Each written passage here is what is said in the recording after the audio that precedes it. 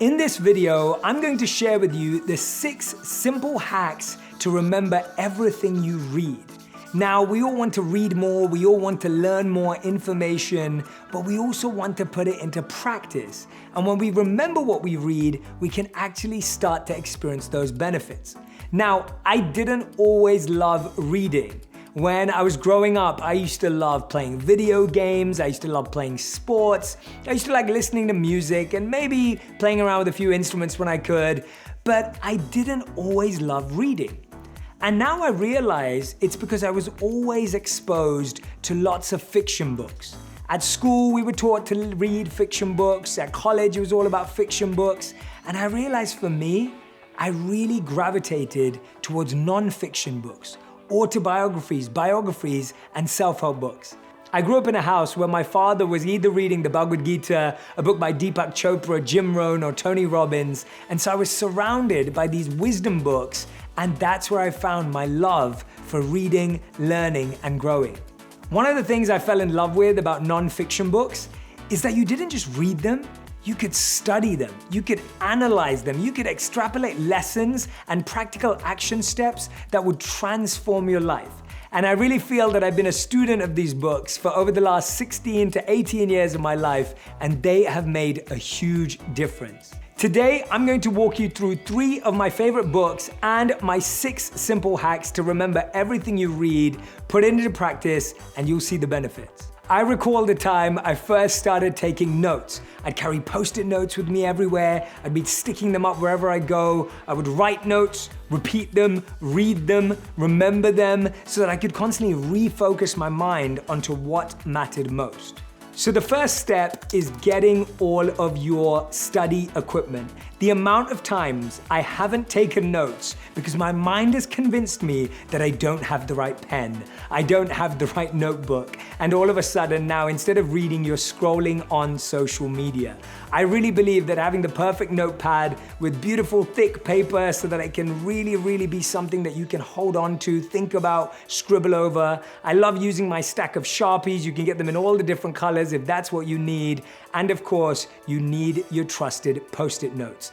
The second thing you need to do is download Blinkist. The reason I say this is that this is an app that I've been using for quite some time now, and in it you have access to over 4,000 non-fiction books. There have been books that I've read in the past, and then I've typed them in and found that they're also on this app. What I love about this app is that it presents every book in what they call blinks, which are these short snippets so you can understand a book in less time before you dive in. You can understand the key ideologies and principles and ideas before you go deep. The reason why this is so useful is that when you're reading a book, it can often feel like a journey and you may get lost on a page. Blinkist allows you to feel like you have a map that's guiding you through the book, especially if you're like me and you want to study and apply these principles. Once you've downloaded the app, you're ready to be introduced to my 3 favorite note-taking methodologies that I'm going to share with you now. So here is a traditional mind map. I'm writing the name of the book right in the middle of the page, big, bold, exciting. Thinking Fast and Slow by one of my favorite authors, Daniel Kahneman. This is without a doubt one of my favorite books, and when I searched and found it on Blinkist, it made me even more happy to be able to dive back into this book that I read quite a while ago. Now, what I do from here is that Blinkist shows that this book has 11 blinks. Now, if you look at the real book, you'll actually find there are many more chapters, and some people may even find it overwhelming. So using the blinks, all you want to do is draw a line outwards and write down the titles or the themes of each of the blinks. Read the blinks, it will only take a couple of minutes, and then write down the title. So as you can see here, we have laziness, autopilot, snap judgments, heuristics, statistics, past imperfect, chances, not robots, mind over matter, gut feeling, and false images. Now, when I'm reading through the book, and I'm spotting these themes, I'm then starting to write notes underneath them so that I'm actually adding and enhancing my knowledge of that key area inside the book. So before, when you'd have to try and find the key areas, Blinkist is making it easy for you to know which ones are the ones to focus on. And now you're just extending your knowledge of laziness. You're understanding more about the two systems that Daniel Kahneman presents. That's going to help you remember what you've read, because you can go back to this mind map at any time and find the theme and the point that stood out to you most about that area. My second favorite note-taking methodology to help you remember everything you read is called the 3 Ps model. It's person, principle, and practical application. I absolutely love reading biographies and autobiographies.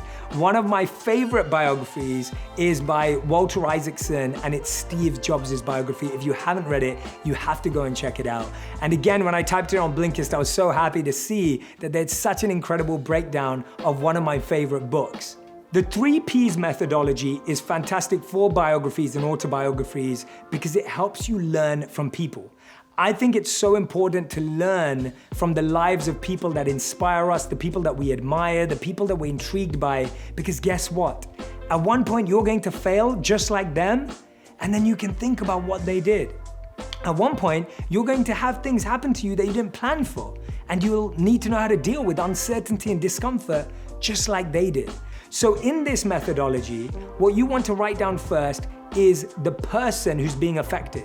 Blinkist does a great job with biographies by introducing you to the stories inside the sections and chapters that really stand out.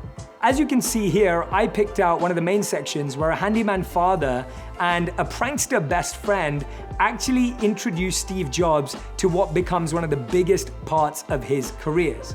I then go on to track the principle. What is the principle I can learn from this? That's the question I ask myself. And I realized that the principle I can learn is you can learn from anyone and everyone. That anyone in your life, whether it's someone you expect to learn from or whether it's someone that's least expected to learn from, there is still some wisdom within them. I then ask myself, how can I turn this into a practical step that I can actually live by? So I ask myself the question, who in your circle could you learn from that you're not learning from yet? Who have I not approached? Who have I forgotten about? Who do my parents know? Who do my friends know that would be really curious to understand more deeply?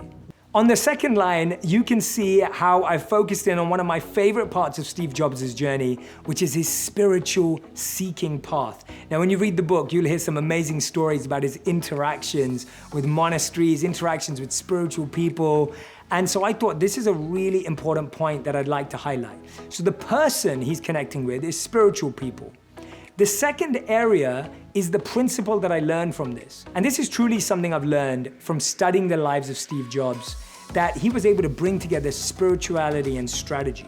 He was able to bring together these seemingly opposite areas and paradoxical elements to actually create an impact. He brought together art and engineering. He brought together calligraphy and computers. Who would have ever thought that those two things belonged?